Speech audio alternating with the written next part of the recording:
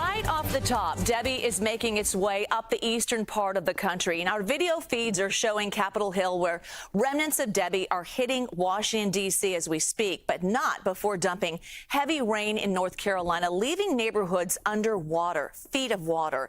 The storm is now being blamed for killing 8 people. And then moving down the map to Southern California, South Carolina, that is, communities there are also dealing with the aftermath of major flooding after Debby made a second landfall this week. And the storm has now weakened to a tropical depression, but it is still packing a punch with heavy rains, flash flooding, and the threat of tornadoes. So this is what it looks like in Annapolis, Maryland right now. Businesses forced to close their doors as high waters take over main streets. We are going to take you live to Maryland in just a moment. But first, let's get right to meteorologist Jessica Burch tracking Debby's path. Hey, Jess. Hey, no, this is a big thing to mention, too. It doesn't need to be a strong hurricane for it to cause a lot of damage. In a way, this was a historical storm in itself. It brought in localized flooding into communities that usually don't see heavy rain like this during the season, and we continue to track it closely. Here's where it's at right now, just into the northeast. The storm is still packing its punch as it gets closer to the Canadian border. Let me drop this real fast. I want to show you all the advisories issued by the National Weather Service. This is a big concern for a lot of communities, anywhere from the coastal areas of the Carolinas, stretching all the way up into the northeast, heading into this afternoon.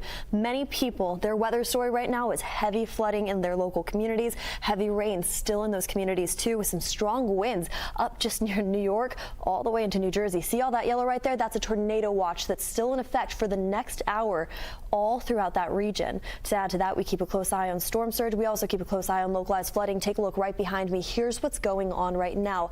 Just north of D.C., just north of Pennsylvania, we're starting to see heavy rainfall into New York, New Hampshire, all the way over to Vermont. And we continue to track post-tropical cyclone Debby as it makes its way all the way up closer to Maine within the evening hours tonight, early morning hours tomorrow. Along that eastern shoreboard, you see all that rain that's starting to push offshore. That's the big reason why we're still dealing with localized flooding all the way down south into the Carolinas, despite the fact that the center of the storm, moving around 35 miles per hour, is still well north of us. Areas like New York only receiving about a half an inch of rain. However, they're under a severe weather outlook, an enhanced risk into the evening hours tonight, meaning that tornado threat poses a threat anywhere from Albany all the way down into the Jersey shoreline. And then we're also keeping a close eye on damaging winds too in that region. Jules, there's a lot going on from the storm, and like I mentioned at the beginning, it doesn't need to be a huge hurricane to still cause a lot of damage throughout the states. Yeah, it's widespread. So let's take us all there right now. CBS News Baltimore reporter Caroline Foreback, she continues our coverage live in Annapolis right now. Oh my goodness, you are smack dab in the middle of a roadway there, and a couple of, well, canoers, I guess, behind you. Thanks for joining us. Yeah, Juliet, thank you. These are my friends, John and Will here. They've been kayaking around downtown, which you can only do when it floods like it has today. So this is actually a parking lot, believe it or not, but right now it's a river. This is Dock Street. This is the historic city dock of downtown Annapolis, and one of the most flood-prone areas, I'd say probably in the county. So overnight into this morning, we saw water levels reach about 4 feet above normal because of the remnants of that tropical depression. High tide was 9 o'clock this morning. That's when we saw the worst of it. And it has receded a little bit, but not as much as we'd like to, because the wind keeps pushing these waters inland. Now, the big problem is these businesses. They've taken on a lot of water, which could cause a lot of damage. I want to show you this Storm Brothers ice cream factory here, because they have a contraption that really has worked to protect them from a lot of water damage. The owner said he's also a carpenter. He built this little flood barrier and then put weather stripping on it, and they really don't have a lot of water in there at all. And that's good, because the last time we saw flooding like this was January of this year, and they lost thousands of dollars of equipment because the floodwaters came in there, and I think it knocked out their refrigerator. So they've had to deal with a lot of damage. And that's the story for a lot of these businesses that are here on Dock Street. Pips had to be closed for several months. There had to be fundraisers. This is something that these businesses know and they prepare for. You can see we have sandbags. Yesterday, they were giving out sandbags to businesses and residents to protect their properties.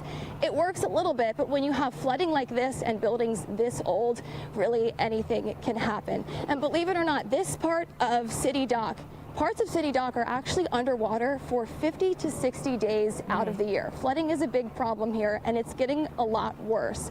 So the city of Annapolis, they have projects in the works to try to raise this area up, put flood barriers in, but it's going to take a lot of time. And it's an old city. I mean, this was built in the 1600s. It wasn't even really built for cars. So it's a big engineering feat, and there's a lot of back and forth about it. But every time it floods like this, I think people are like, yeah, we really do need to do something about it, because these business owners can't keep losing so much money. They have to close for so long.